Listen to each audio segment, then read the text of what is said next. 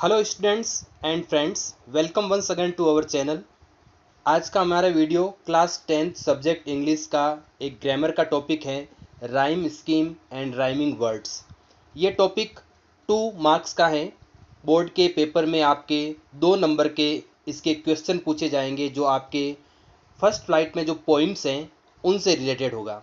Rhyme scheme क्या होता है, इसे कैसे बनाया जाता है, इसकी पहचान कैसे करते हैं, ये सब चीज़ें हम इस वीडियो में जानने वाले हैं। तो बने रहे इस वीडियो में और लास्ट तक ये वीडियो ज़रूर देखें, ताकि आपको ये टॉपिक क्लियर हो जाए और आपको 2 नंबर आसानी से प्राप्त हो जाए। इसे मतलब राइम स्कीम को हिंदी में तुकबंदी या तुक योजना कहते हैं। ठीक है, तुकबंदी या तुक योजना कहते हैं। अब इसमें मैंने यहाँ पर इंग्लिश और हिंदी दोनों में इसकी डेफिनेशन परिभाषाएं लिखी हैं, रखी हैं, जो यहाँ पर इस तरह से हैं। A rhyme scheme is the pattern of rhymes at the end of each line of the poem or song। यानी किसी भी कविता या किसी गीत की जो लाइन का जो अंतिम वर्ड होता है, किसी भी लाइन का, किसी भी पोइम की या गीत का जो लाइन का अंतिम वर्ड्स होता है, उसकी जो राइम होती है, जो लय होती हैं, तुकबंदी होती है, उसके पैटर्न को हम राइम स्कीम कहते हैं। यानी किसी भी लाइन का अंतिम शब्द, उसको हम देखते हैं, उसकी लय या उसका जो बोलने का जो पैटर्न है उसको देखते हैं। It is usually referred by using letters to indicate which lines rhyme. और इसे हम लेटर से, यानी जब हम लाइन की, पोइम की जो लाइन का जो अंतिम वर्ड देखेंगे, उसका जो प्रोनाउंसिएशन है, उच्चारण है, उसकी राइमिंग है, उसको हम इंडिकेट करेंगे, संकेत देंगे लेटर से। लेटर मतलब हम इंग्लिश के जो अल्फ़ाबेट है ABCD, उनसे हम उनको इंडिकेट करेंगे, यानी संकेत देंगे। Lines designated with same letter all rhymes with each other. ठीक है, ये यहाँ पर कहता है कि अगर हम किसी भी लाइन में जा रहे हैं और उसका अंतिम जो वर्ड है वो अगर सेम प्रोनाउंसिएशन हो रहा है, उसका सेम लेटर आ रहा है, सेम उच्चारण आ रहा है, तो उसको हम एक ही प्रकार से लेटर से, एक ही प्रकार के वर्ण से हम उसको राइम करेंगे, उसको इंडिकेटेड करेंगे, डेजिग्नेट करेंगे। ठीक है, जहाँ पर उसकी तुकबंदी मिलेगी हम उसको एक प्रकार के लेटर से लिखेंगे। तुकबंदी योजना किसी कविता या गीत के प्रत्येक पंक्ति के अंत में तुकबंदी के पैटर्न को कहा जाता है। यानी अंतिम का जो वर्ड है उसकी पैटर्न, तरीका क्या है लिखने का। इसे आमतौर पर अक्षरों से, यानी अक्षर मतलब ABCDE एटसेट्रा का उपयोग करके इंगित किया जाता है, इंडिकेट किया जाता है।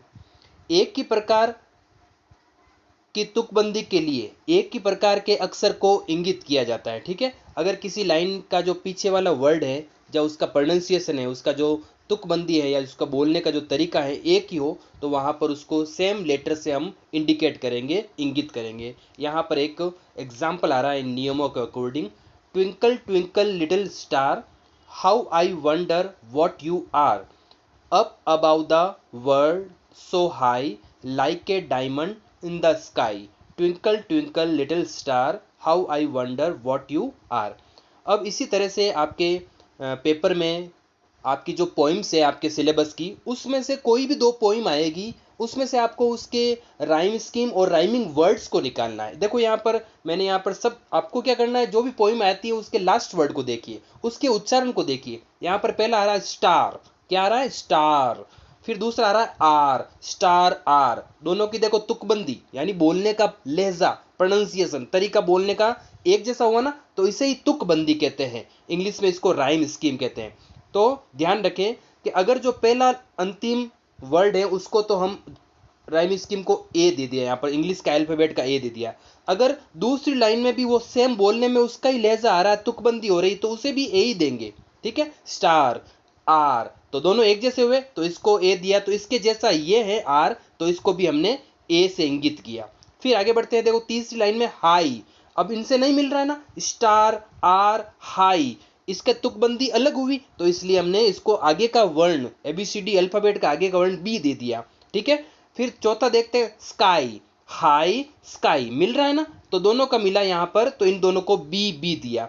तो यानी अगर 3 तक मिले, 2 तक मिले, तो उनको ए ए ऐसे देते रहना चाहिए। तो यहाँ पर 2 यहाँ की तुकबंदी है, तो यहाँ पर हमने ए दिया, यहाँ पर हाई स्काई एक जैसा है, बी दिया, फिर स्टार और आर, इस तरह से इसको वापस ए लगाया। ठीक है, तो ये इसको तुकबंदी कहते हैं, और इसको ही लेटर से, जो पीछे यहाँ पर लेटर है ना, उसको ही मैंने यहाँ पर इंगित किया है।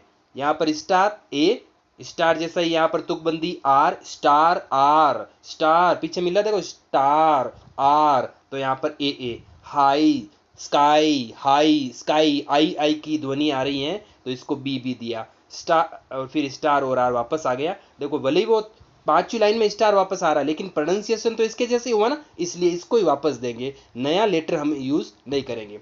अब आपको एग्जाम में करना क्या है कि आपको इस तरह से एक लाइन में राइम स्कीम क्या है इस पोइम की ऊपर लिखी हुई पोइम की, तो यहाँ पर देखो जैसा यहाँ पर बना है ना rhyme scheme, A B B A, यहाँ पर वापस मैंने यहाँ पर लिख दिया से लाइन से। फिर आपको पूछा जाता है कि इस राइमिंग के वर्ड क्या है, जिसके ऊपर हमने तुकबंदी के जो लेटर लगाए हैं उन्हीं को यहाँ पर लिखना है, पूरी पोइम को निकले। जैसे यहाँ पर star are, high sky, star are, इन्हीं शब्दों को वापस लिखा जाता है। तो ये तो हुई राइमिंग स्कीम और ये हुए राइमिंग वर्ड्स। इन्हीं को आप पूरा करोगे तो 1 नंबर राइमिंग स्कीम के मिलते हैं आपको, 1 नंबर राइमिंग वर्ड्स के मिलते हैं। ठीक है, अब हम चलते हैं आपके पोइम जो सिलेबस में उनकी, और 2023 के पेपर में जो क्वेश्चन आया था वो भी सॉल्व करेंगे। यहाँ पर देखो फर्स्ट जो पोइम है डस्ट ऑफ स्नो, उसकी 4 लाइन्स।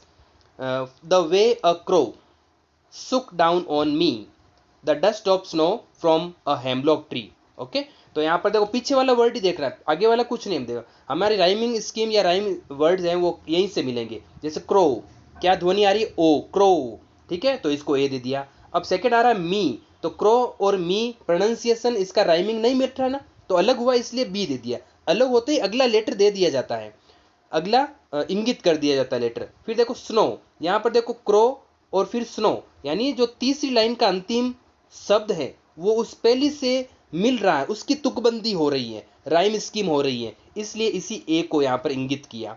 फिर देखो ट्री, तो यहाँ पर देखो मी ट्री, ठीक है, मी में देखो ई की मात्रा, यानी हम स्वरों से मिला सकते हैं, और ट्री में भी ई की मात्रा आ रही, तो जहाँ पर स्वर मिलते हैं उसी के अकॉर्डिंग हम यहाँ पर राइमिंग स्कीम का लेटर लिख देंगे। तो ए, यहाँ पर पहली लाइन का लास्ट वर्ड और तीसरी लाइन का एक जैसा, इसलिए दोनों को ए दिया, और दूसरी लाइन और चौथी लाइन का लास्ट वर्ड एक जैसा प्रोनाउंसिएशन हो रहा है उसको बी दिया। ठीक है, तो यहाँ पर इसकी राइम स्कीम होगी, देखो ए बी, जैसा हम निकालते हैं वैसे ही हमको लिखना है। ऐसा नहीं कि ए लिख दिया यहाँ पर फिर बी लिख दिया, नहीं, गलत हो जाएगा। ए बी, फिर वर्ड्स कौन से लिए, देखो लास्ट वाले crow, me, snow and tree. ठीक है, ये हुआ, बिल्कुल इजी है, 2 नंबर आप आसानी से प्राप्त कर सकते हो इसमें। फिर लिया मैंने if ever you should go by chance to jungle in the east and if there should to you advance a large and tawny beast if he roars at you as you are dyin' you will know it is the Asian lion. ठीक है, ये जो lines है यहाँ पर, ये how to tell wild animals, चौथी जो पोइम है आपकी वहां से उठाई गई है। देखो इसके लास्ट वर्ड देखो चांस, ईस्ट। ओके, दोनों ही अलग अलग है, अब यहाँ पर बनाते हैं हम खुद, यहाँ पर मैंने नहीं लिखा। देखो चांस पहला आया, यहाँ पर तुकबंदी ए दिया, ईस्ट यहाँ पर चांस से नहीं मिल रहा है ना, तो यहाँ पर इसको देंगे हम बी। ठीक है, देखो एडवांस किससे मिलता जुलता है, चांस। ठीक है, एडवांस तो वापस इसको मिलेगा ए। ठीक है, इसकी वो इंगित किया हमने ए से वापस। फिर बीस्ट, देखो ईस्ट दूसरे में ईस्ट और लास्ट चौथी में आ रहा बीस्ट, दोनों का प्रोनाउंसिएशन एक जैसा, यहाँ पर क्या दिया था बी, तो इसलिए वापस यहाँ पर बी, इसको ए दिया था हमने। फिर देखो डाइन लाइन, ठीक है, ये किसी से नहीं मिल रहा है, तो ना तो चांस से मिल रहा है ना ईस्ट से मिल रहा है, इसलिए इसको सी, और लाइन और डाइन सी। ओके, तो यहाँ पर ये राइम स्कीम हो गया, यहाँ पर ए बी और सी, ए बी सी। ओके, तो यहाँ पर फिर देखो वर्ड्स कौन से लिए, chance, east, advance, beast, dine, line, ये सब हमने यहाँ पर तुकबंदी में वर्ड्स लिए हैं। ठीक है, ये तो हमारी राइम स्कीम है जो हमने अभी देखी थी, और ये वर्ड्स है जो नीचे लिखे।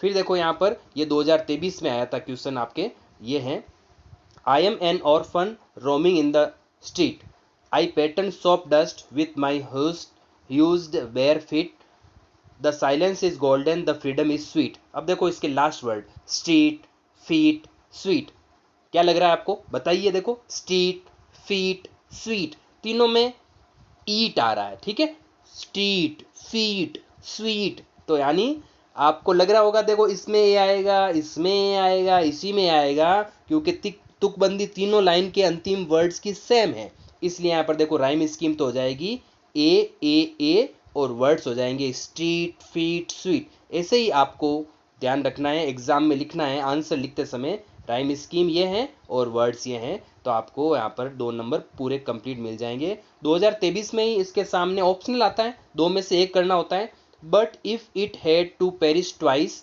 आई think I know enough of hate to say that for destruction ice is also great. ठीक है, ये हमारी second poem ice and fire से लिया गया है। और देखो पहला जो लाइन का वर्ड है ट्वाइस, दूसरा है हेट, तो ट्वाइस को ए से इंगित किया, हेट को बी से, आइस देखो ट्वाइस से मिल रहा है वापस ए, और ग्रेट हेट से मिल रहा है बी। ओके, अब समझ में आ रहा होगा आपको। तो राइमिंग स्कीम हो गई हमारी ए बी और राइमिंग वर्ड्स हो गए ट्वाइस, हेट, आइस और ग्रेट। ठीक है, ये हमारा राइमिंग स्कीम और राइमिंग वर्ड्स से रिलेटेड हमारा 2 नंबर का टॉपिक क्लास 10 विषय अंग्रेजी के लिए कंप्लीट होता है। आप इसे जरूर अपने फ्रेंड्स तक शेयर करें जो क्लास 10 में हैं, और चैनल अभी तक सब्सक्राइब नहीं किया तो सब्सक्राइब करें, लाइक करें और कमेंट करके बताएं जरूर। Thank you.